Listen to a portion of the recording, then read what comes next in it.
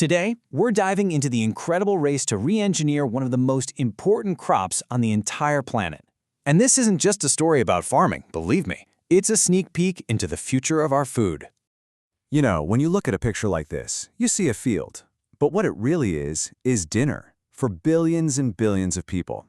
The thing is, with our population growing and our climate changing, the rice we all depend on has got to get smarter, stronger, and way more productive. So how on earth do you improve a crop that we've been growing for thousands of years?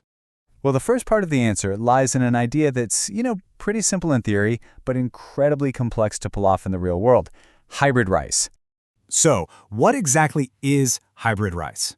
The easiest way to think about it is like this. You take two different parent plants, right? Each one has its own special strengths. You crossbreed them, and their kid, the hybrid, gets the best traits from both. It's this phenomenon called hybrid vigor, and the whole point is simple. Make a brand new generation of rice that can produce a whole lot more grain. Now, this is not some brand new idea. If you look at a major rice-growing country like Bangladesh, hybrids first showed up way back in the late 90s. But look at how things have just exploded since then. From just a couple of public varieties in the early 2000s to almost 250 registered hybrids by 2022. And the private sector is really leading the charge. The potential here is just massive. So right now, the national average for a rice harvest in Bangladesh is 4.67 tons per hectare. Okay? Remember that number. That is the benchmark. That's the number every single scientist and farmer is trying to beat. But, and there's always a but, isn't there? There's a big catch. See, creating these amazing high-yield hybrids is one thing, but actually producing enough seeds for them on a massive scale, that's a whole different ballgame. And it is a huge challenge. Yeah, it turns out there's a whole bunch of things holding back seed production. Scientists need more parent plants to work with. Farmers need better techniques. And then you throw in unpredictable weather, not enough money, and a lack of R&D funding, and you've got some serious hurdles to overcome. Okay, now this chart is fascinating. Seriously, look at the yield gains over the last 50 years. Only about 14% of that improvement came from actually making the plant itself better through genetics. A whopping 27% came from other stuff, like better fertilizers and watering. What this tells us is that there is a massive, untapped potential locked away inside the rice plant's DNA, just waiting to be unleashed. So, how do we start unlocking all that potential?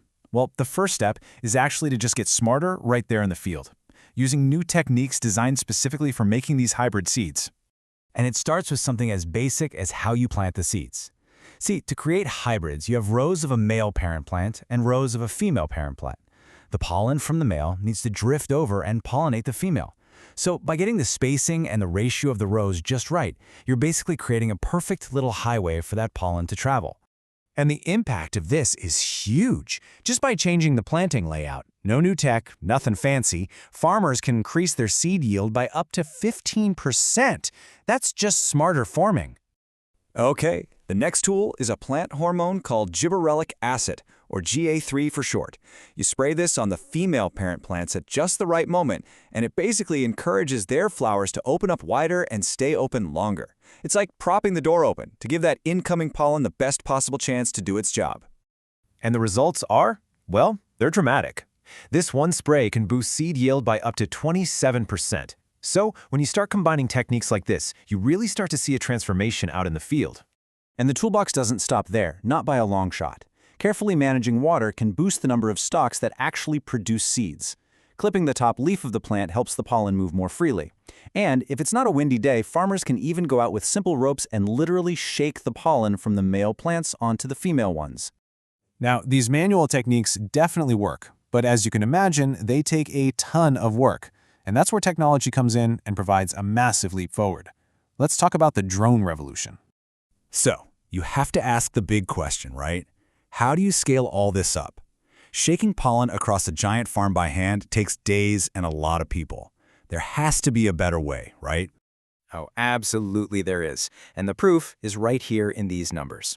The old school, manual way costs about 5,000 taka per hectare and takes forever. A drone, on the other hand, can fly low over the plants and do the exact same job in about 15 to 20 minutes for only 850 taka.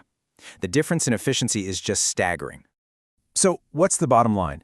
Using a drone for this can slash your costs by 70 to 80%. That makes the whole process cheaper and easier to scale, which helps bring down the final cost of these super seeds for the farmers who need them. Drones and smart farming are changing the game out in the field, for sure.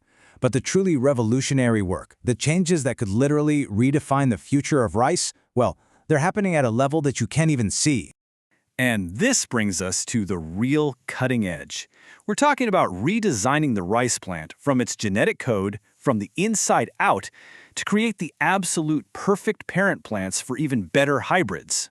So we're moving from the field straight into the lab. And in here, scientists aren't just working with the plants they have, they are literally becoming architects, designing brand new plants, trait by valuable trait. The strategy here is seriously next-level stuff. First, they act like genetic detectives, pinpointing the exact genetic markers, these things called QTLs, that control all the important traits. Then, they basically design their perfect dream plant on a computer. They call it an ideotype, with things like huge seed heads and super strong stems. And finally, they use this incredibly fast DNA scanning to search through thousands of plants to find the perfect genetic building blocks to make their dream plant a reality.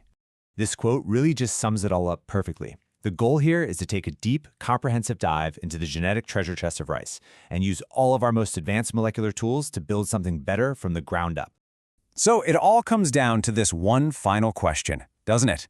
If we can combine all of this smarter farming with this truly revolutionary science, can we actually create a real-life super rice? Can we develop a crop that can feed our world for generations? It is a race against time, and frankly, it's a race we all need to win.